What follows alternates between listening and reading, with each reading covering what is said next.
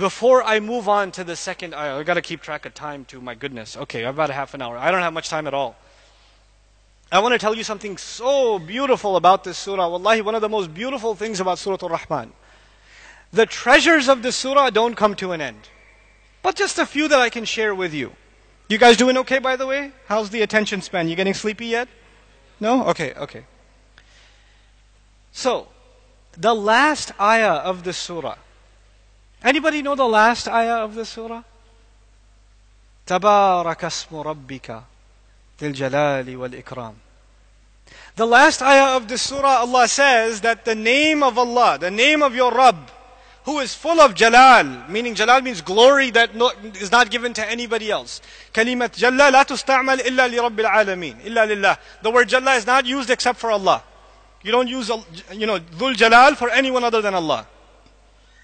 We say Allahu azza wa jal. Jalla is only for Allah.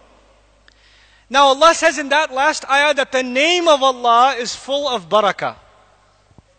The name of Allah is full of barakah. Tabaraka asmu rabbik. Tabaraka, the lazim form here, means something that is full of barakah. So we have to understand something about the word barakah. Just a little bit about the word barakah. And which name? By the way, when Allah says the name of your master is full of barakah, did this surah begin with the name of Allah? Which name did it begin with? So Allah is telling us something about the word Ar-Rahman at the end of the surah. He's concluding with the beginning. He's telling us this name of Allah that I began with is full of barakah. Now it's Allah Himself. Tabarakallah. Allah Himself is full of barakah. But Allah is not talking about Himself. Allah is talking about His name. The name is full of barakah. So what does barakah mean? They say in Arabic, al-barakatu an-nama'u was-ziyada. Barakah first of all means growth. Something that rises. An-numu, progress. Something that goes further and further. And increase. فوق التوقع, above expectation. If you put a seed in the ground, how many trees do you expect? One. You put a seed in the ground, you get 10 trees. That's not expected. That's what you call barakah.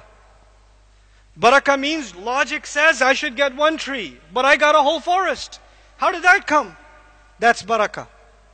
Logic says I did one little thing. I expected one, in like the Newton's laws, actions and reactions. Right? I did this action, I was expecting this reaction.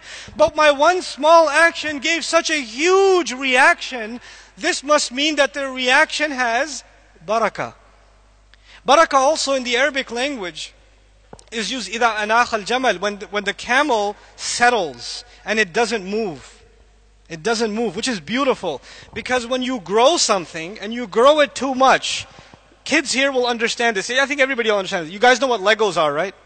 Legos? If you make a really tall tower with Legos, you keep putting one on top of the other, standing up. Does the tower become more stable or less stable? Becomes less stable, it's going to fall. The higher it is, the more chances it will fall. Right? So when something becomes increased, it is less stable. But the word barakah means something that increases and is stable like a camel sunk in the sand. It doesn't move. In other words, don't think this increase will go away. It's not unstable increase. We know something about unstable increase in the United States. Our economy goes up really fast. And then what happens? Really fast.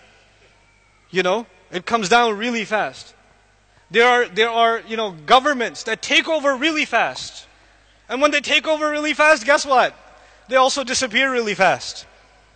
Happens all the time. It happens all the time, So you have trends, fashions come really fast and then they disappear really fast. This happens all the time. But Allah says barakah is something that increases, but it what? It stays, it doesn't go away. And Allah says His name is full of barakah. What does that mean for you and me? You know what that means? That when we say Allah's name, Ar-Rahman, and we do something in Allah's name, with Allah's name, calling on the barakah of Allah's name, then whatever we do will produce good, but it will produce good more than expected, and the growth will continue and will not disappear. It'll keep going and going and going and going. Because of this one ayah, Every Muslim is supposed to be an optimist. We can never be pessimists. Whatever you do, maybe, look, I'm standing here, there's thousands of you in the audience. There's so many others that are watching online.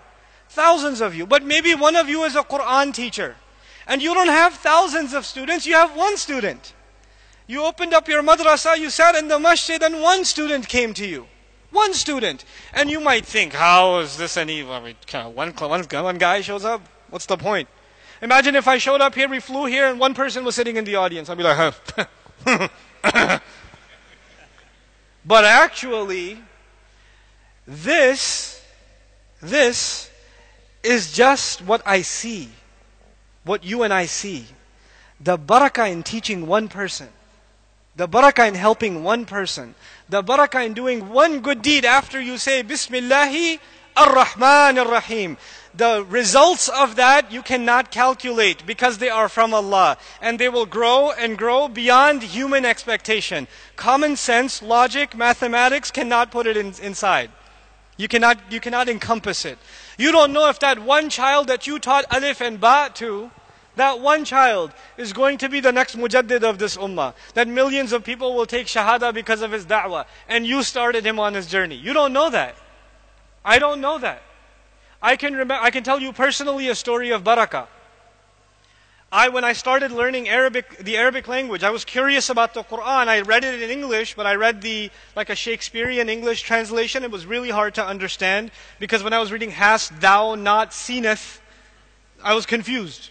Because I've never talked to my friend and say, "Hast thou not seeneth this movie?" Like, I don't talk like that. So I couldn't figure out what it's saying, really. I had a hard time. So I found a teacher who said he can learn Arabic with me. And when we were in the Arabic class, I still remember, there were 10 students in the Arabic class at the masjid after Ramadan. 10 students on the first day. This class was going to go on for 3 weeks every day. Every evening. 10 students the first day, 9 students the second day, 6 students the third day, 3 students the fourth day. And I look around and I'm like, should I also leave? I don't know. And the teacher on the third or fourth day, he said, look, people will come and go. And even if none of you come, I will still be here waiting for you. I'll still be here waiting for you. You know why? Because when we do something for Allah, then we don't expect from people. We only expect from Allah. I get paid from Allah, not from you. I'm here for Allah. And when he said that, he believes in barakah. He believes in barakah. Now there's 3 of us sitting in this class. And even I'm sitting there learning this stuff. And I'm like, what's the point? I might learn this in 3 weeks, but how am I going to do any more than that? I'm sitting in New York City. I don't have the money to go to Egypt or to go to Cairo or to go to like Morocco or go to Pakistan or Malaysia to study. And I don't have that. I got to sit here and I come from work and college and do this. For 3 weeks, what am I going to do after that? How am I ever going to learn? But when Allah puts barakah in something, that's not up to us. That is not up to us. When I look back since 1999 to now, the announcer said I've taught 10,000 students. In an accurate estimation, I would say, subhanAllah, till now, live audience, I must have taught at least 70, 80,000 people. Live audiences. And just the Arabic classes alone, not durus of Quran, Arabic classes. You know Arabic classes are boring, right? Arabic classes, at least I've seen 20,000 people in Arabic classes. Physically, I've gone, state to state in the United States and taught. I've seen that many people. Subhanallah. And that's not from me. That's not from me. That's when Allah decides He'll give some barakah. That's up to Him. Don't underestimate the value of the things that you do. Don't underestimate them. That's up to Allah. When He puts barakah in it, it will come beyond your expectations. You will never, مِنْ حَيْثُ لَا يَحْتَسِبْ. Allah will provide from where you can't even imagine.